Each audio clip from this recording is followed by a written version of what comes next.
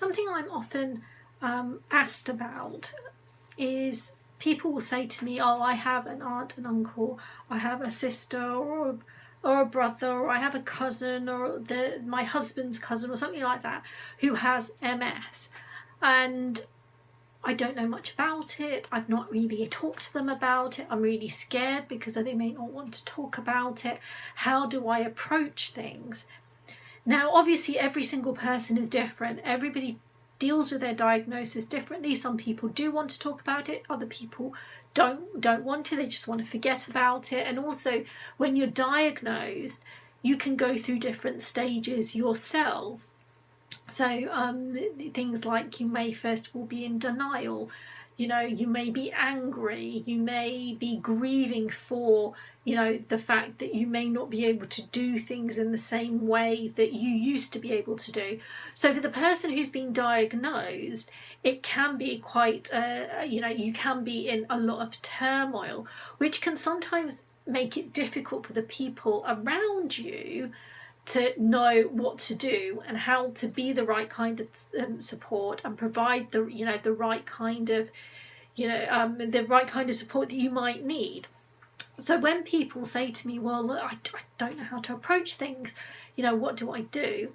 What I say to them is be open and approach things in a way that is sensitive, but it also shows that you're there if that person needs you. It might be that they're not ready to talk about things, or it might be that they don't want to feel like they're bothering you. So I always say to people, like, just make people aware that your door is open, that if they do want to come and talk, that you are there, that you are interested, and you want to try and help and be supportive.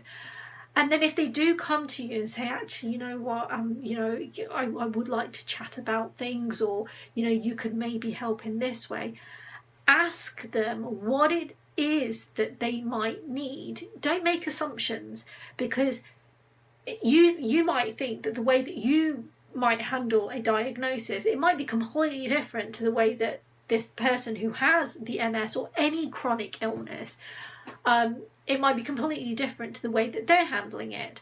So don't assume that the things that you might want or the support that you may need if you were in that situation is going to be exactly the same as somebody else. So keeping those lines of communication, I always think, are incredibly important. Personally for me, sometimes I don't want to talk about things. I don't want to have help from somebody, because actually I want to be independent. I want to be able to do things on my own. And and sometimes I just I don't want to talk about things. Other times, yes, I do, and talking about it can help. So keep those lines of communication open, and also don't be scared and don't take offence if at first that communication can be difficult. When you're dealing with a chronic illness, sometimes you end up snapping at the people who are actually closest to you, and the people who actually want to help. Often you don't mean anything by it. It might just be that you're having a bad day because your symptoms are flaring up, or you're really tired, or you might just be fed up, and it's easiest to take it out on the people who are around you and on the people who are close to you.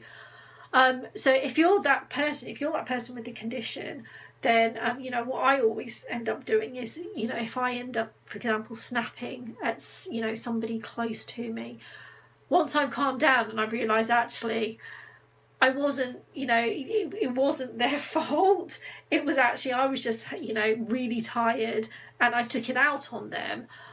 I will then go and I'll say, I'm really sorry. This was how I was feeling. I took it out on you and I shouldn't have.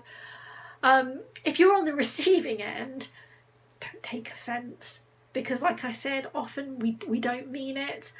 And if the person then comes and apologises, then just say, look, don't worry, I understand, because you know, sometimes, yeah, like I said, we tend to take things out on the people who we are closest to, and those are often the people who give us the support that we need. How do you deal with support and offering support or receiving support, making sure you're getting the right kind of support, whether that's, you know, if you're somebody with a chronic illness, or whether you're if you're a member of a family of someone with a chronic illness. Or my chair's creaking. That's not me. My chair's creaking. If you have a family member who has a chronic illness, or maybe a friend, how do you deal with it? Because I'd be really interested to know. It's something which, for me and my family, has been, you know, it's been a long journey, long process, and, you know, I've been diagnosed for 10 years now, and sometimes I still don't think we get it right. We're probably getting it a bit more right than we were right at the beginning, but yeah, like I said, you know, sometimes the lines of communications break down, and, you know, we don't necessarily get the support that we think we should be getting or that we might need. So yeah, I'll be really interested to find out. As always, please do like, share, comment, and also follow me on all my other social media. I'm on Facebook. That's facebook.com/Trishna Baradia 2015.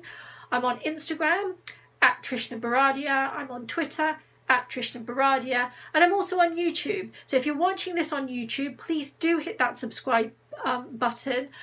And you can find me on YouTube by putting my name into the search box.